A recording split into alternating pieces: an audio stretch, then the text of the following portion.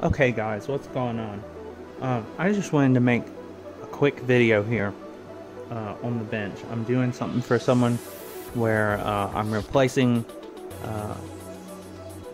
the 3.6 volt battery on this CPS3 security card. Now, I've never done battery swaps for CPS3, but I've done them for other system boards where, you know, you need to have a live voltage on whatever chip it's powering to save, you know, backup saves, or in this case this is a security cartridge, so this contains decryption codes for decrypting the data for Street Fighter 3. But anyways, so I'm looking online just to sanity check how to do this, and I'm finding all this weird stuff where people are like, oh, you gotta plug the security cartridge into the CPS3 and power the CPS3 motherboard while you're, you know, in here changing the battery out on the CPS3 cartridge. I guess that works. Don't do that. There's so much easier ways to do this. I mean, there's even, I mean, I'm not gonna knock the people for it, but there's even people that sell 3D printed cases that have cutouts here so that you can work on the board live. None of that's necessary. Grab yourself 2 replacement batteries. You know, that's like $4 or so. And if you got one, a game bit driver, I mean, you can take a flathead and make a game bit driver that way if you absolutely have to. But I mean, guys, this isn't hard. This isn't rocket science. I mean, I'm even gonna use my meter to show you guys that the voltage in this cartridge never hits 0. So I don't know if I don't have a CPS3 cart or a motherboard, but the owner has one.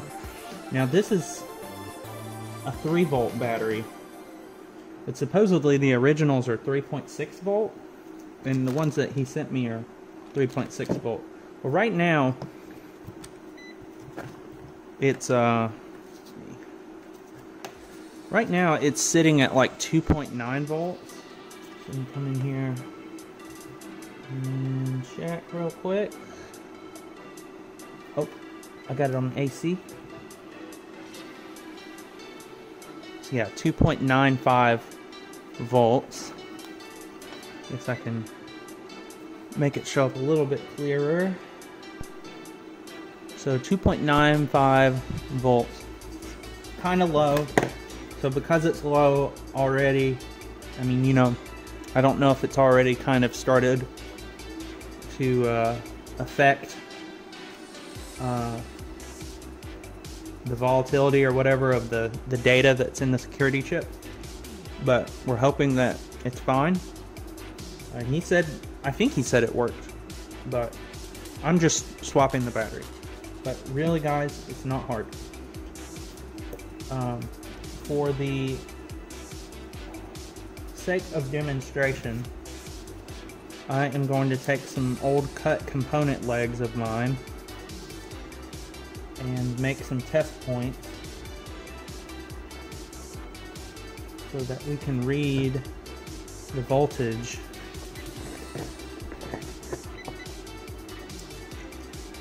while I'm working. I'm going to do this all live. There's not going to be any editing, because really this is not rocket science. This is not difficult. I got clip leads.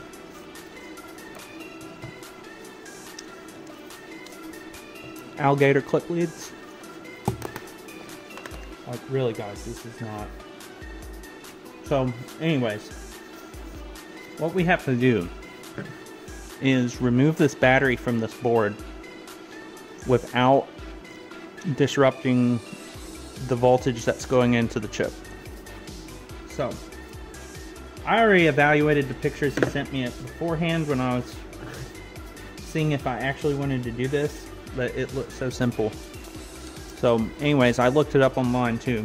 And there's actually a good guide online about how to do this. And it really is that easy. But when I see people on YouTube, I think I only saw one video, and it was like some weird 4-part video. Guys, it's so easy. Okay. So, this is your positive right here. Now, some of these boards have revisions where Capcom put extra chip over here and ran some wires off. And supposedly there's a black ground wire that goes to this grounding point here, and if that ground wire is ever disrupted on this chip over here, or whatever this mod board they Capcom put in, it'll lose the data. And then this is the positive here. Now, immediately I noticed there's 2 excellent spots to do this on. If this thing will focus. Come on, focus. There we go. So right here is the positive. So we can take our temporary battery that we're going to put in parallel with the original. Oh, stop that. And we can solder it here. And then the ground is over here. So we can solder to this copper around where this screw hole for this casing goes for the post. Right here, this post goes through this little hole. We can temporarily solder our wire on here. I mean, the guide online says that you can use this pin, this ground pin down here, but I don't know why you would want to. If you have the option, it's just easier to solder here. And in fact, I'll beep it out to prove, you know, that this is indeed the ground. You know, got ground there, got ground there, got ground there. See, I mean, it's all one common ground.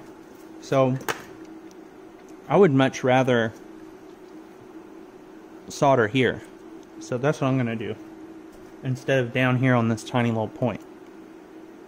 And that actually gives me enough room as well. I can put on my little test lead, and I'll cut it down a little shorter so it doesn't interfere. So I'm going to take this little bent component leg and I'm going to solder it to the board. I got some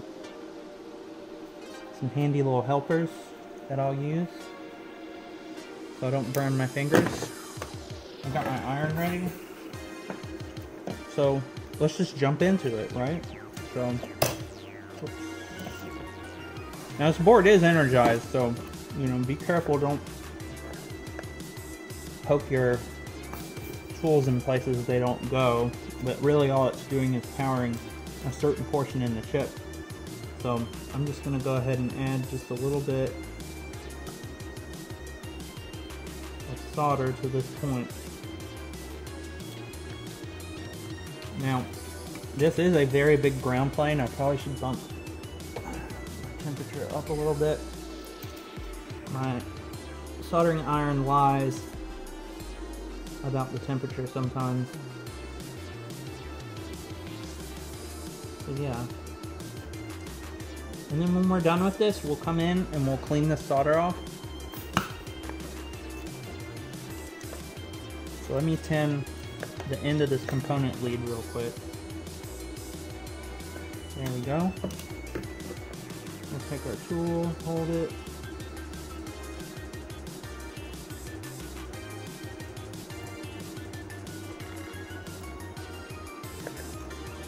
There we go. So this is our negative test lead. Just for demonstration, you don't have to do this. This is an extra step.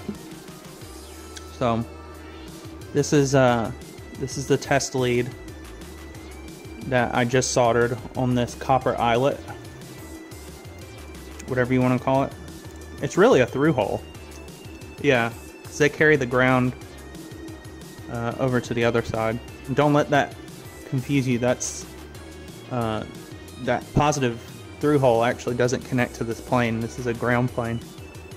So then when I do this, I can hook my leads up to the board, so I can just verify and ensure that the voltage never drops. So let's see, what do we want to do next? We'll want to do the positive next. I'm just trying to think how I'm going to do that.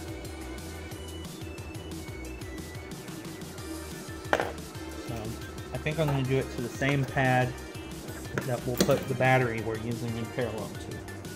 So first of all, I'm going to tin this pad. A nice bit of solder there. Cool. And next I'm going to take my helpers again. And actually I'm going to clip this a little lower so it doesn't get in the way too much. So there's that. This. Come in here. And I don't want that overhanging that much. I want to trim the lead so it doesn't overhang from the, it doesn't go past the pad onto other things. So I think that's going to work. So I'm just going to tin this again. There we go.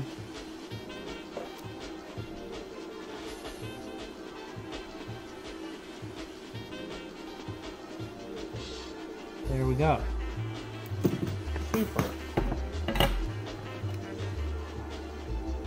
Bend that up a little bit. So there's our positive and negative test leads. So now if we come in here, click positive, change it back to voltage. So here's our negative. Really should do negative first. And positive. Get 2.95 volts. Now if you do this, be careful you don't have your alligator clips or whatever touching each other, so I'm just going to kind of move these out of the way a little bit. Just in case. So like that. 2.956. So I'm making this more complicated than it needs to be. So basically moving forward, this is what you're going to be doing. Go ahead and take your battery.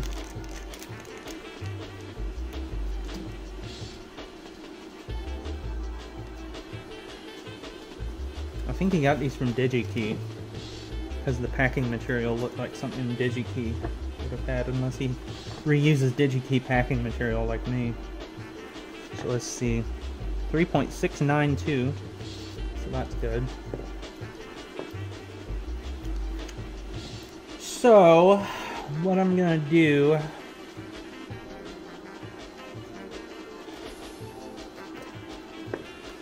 get this out of the way. So what I'm gonna do is basically solder these up to this board. So I'm going to do the negative first, because that makes me feel a little better at night.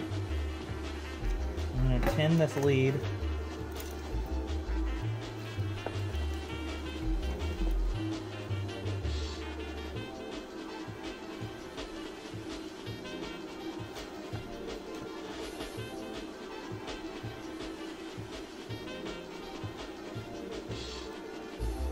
There we go. Tin this lead.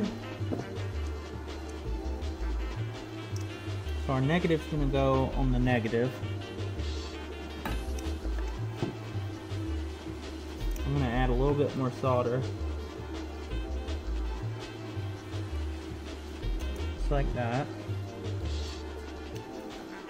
So our negative is on the right, and positive is on the left. Now remember, when you're doing this, you want to make sure you have a good solder connection, because there is no going back after this. So I'm going to go ahead and put this on.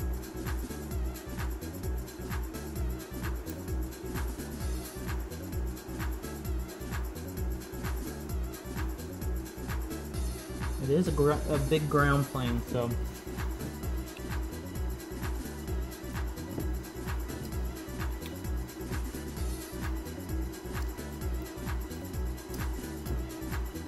it's a little awkward. I'm gonna heat the ground plane and then come to the perfect. Okay. You know, sometimes stuff like this takes trial and error. So just verifying again, this is negative going to negative. This is positive going to positive. Just to prove that we're still doing alright here. In fact, I could put it here. So we got 2.957. And we know our solder joint's good because I also went up to this little bit of wire. So now we just have to do the positive. So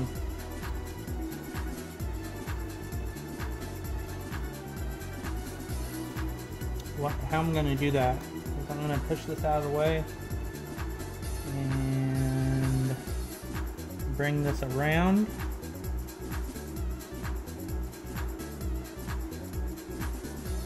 So I'm just going to solder it right to that point. See? It's going to go right there where the positive terminal for the battery is. Before I do that, I'm going to pin the pins.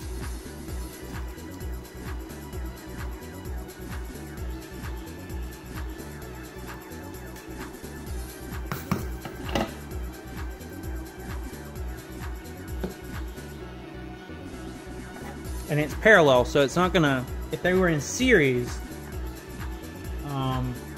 then you would have a problem.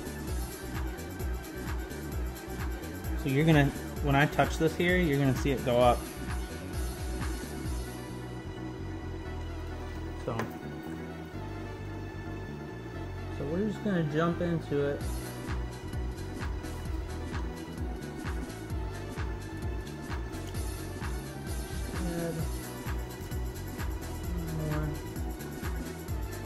Just like that.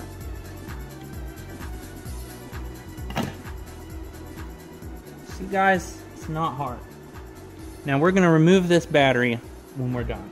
So I'm gonna move this out of the way a little bit. This is not hard. So you see what I've done is all I did was add that positive to that positive post. And added that negative to the common negative for this battery. And you need 2 batteries to do this. But it's cheap, right?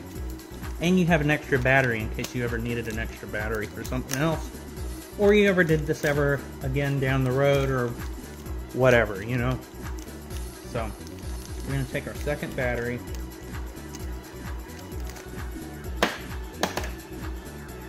And this is the real business coming up here. So I'm going to move this out of the way. You can use desoldering braid. I have a desoldering gun, but you can use braid. This is what I use. I use NTE's No Clean Wick. Part number SW02-5. That's what I use. And it seems to do alright. So I'm just going to come in here, remove, remove.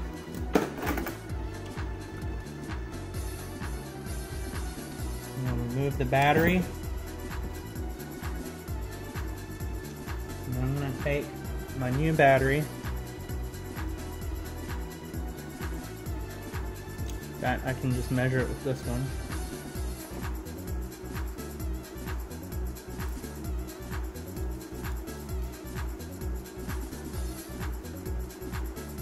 So there's my New battery. And make sure you get your polarity right when you do this. So I'm gonna flip this and put the positive end on the positive and the negative on the negative.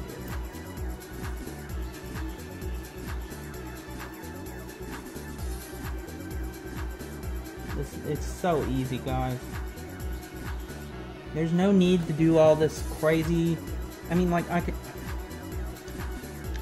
there's no need to do all this. You know, you don't have to put these test posts on. I'm just doing that to prove that the voltage has never left the board. I don't understand sometimes when I see certain things online. And I'm like, why are you doing all these extra steps for a tutorial? And God forbid, you know, the power goes out while you're doing it. I mean, you're running the JAMA board in the cabinet, changing the battery live. What if the power went out? You don't have anything else keeping the board energized, so your power just went out, you've lost it. Or the other thing I've heard someone say is like, oh, be careful not to bump the cartridge while you're doing it. Well, of course you're going to bump the cartridge while you're doing it. You're soldering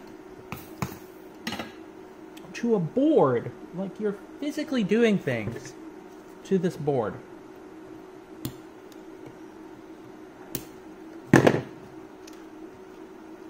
So that's that. Now I'm going to remove this battery.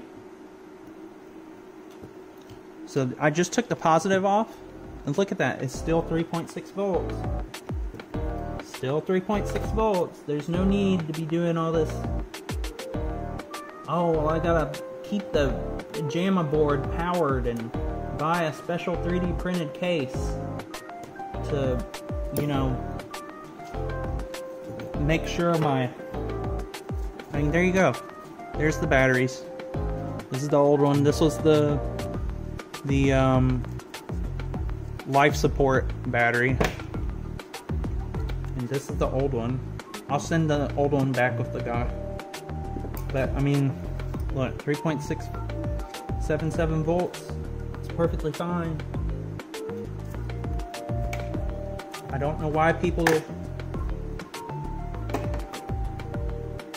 want to make things more difficult than they need to be.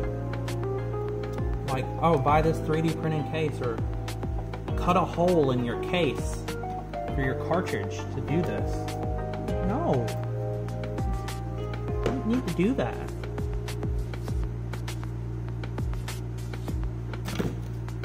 You don't need to do that, people. Done. And, like, 2/3 of this video was me messing around with these test posts, these test points that I added to the board to show that there's 3.6 volts on this battery. I mean, done. Easy. Sorry about that. Someone had to talk with me. So anyways, the point is, you know, take your first battery, solder it to the positive here, this positive pad. Take your negative lead, solder it here, keep the battery off to the side, desolder the original battery, put the new one in, solder that, desolder the old one. Then when you're done, come in with some braid and clean it up. It's really not hard, people. And the funny thing is the tutorial for this came out, I believe, before people were like, oh, you gotta do hot, you know, you gotta do it while the motherboard is running. I really am not a fan of that. I mean, who knows, like, if something happens and it corrupts data, or you bump the cartridge, or the power goes out, I mean, you know? I guess I'll get this up too. But you know what I'm saying? It's like, and I'm sure plenty of people do it this way, but it's just on YouTube. I only really ever saw people doing this absurd put it in the motherboard and run the motherboard, but be sure not to touch the cartridge. And also, while you're doing it, the game may glitch out and stop running while you're doing the work, but that's okay. Just keep doing the work. None of that is necessary.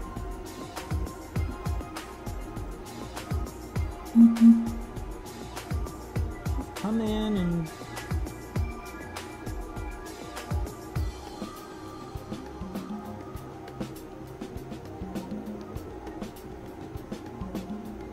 swap the batteries. Do it parallel. So, anyways, I figured since this was coming to the bench, I would make a video about it real quick. I mean, you gotta proceed at your own risk with this stuff. Man, this is a big ground plane. Alright, cool. So anyways, to recap, this isn't hard. You just need 2 batteries and you're done. So anyways, if I ever find anything that I find maybe useful or beneficial to anyone in the community, I'll be sure to make more videos about this stuff. So, oh.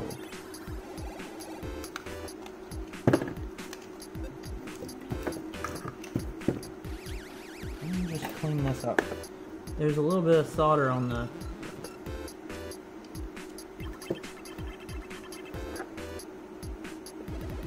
inside of this via.